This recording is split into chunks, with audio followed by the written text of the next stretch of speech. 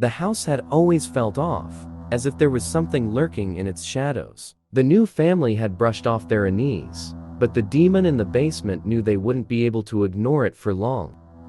At first, the family only heard strange noises in the night, but they convinced themselves it was just the house settling. Then the basement door started creaking open on its own, even when they were certain they had locked it tight.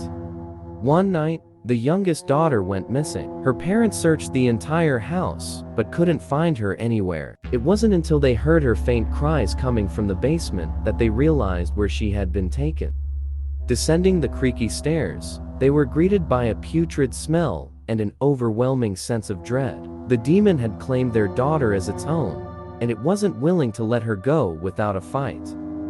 The demon was unlike anything they had ever seen, with eyes that glowed like embers and teeth that looked razor sharp. It let out a deafening roar as they tried to approach their daughter, and they knew they were in over their heads. As they retreated up the stairs, they could hear the demon's footsteps echoing behind them. It was getting closer, and they knew they needed to act fast if they wanted to survive.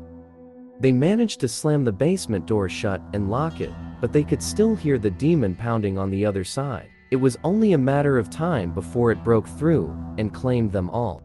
For days, they tried to come up with a plan to defeat the demon, but every time they ventured into the basement, they were met with its unrelenting fury.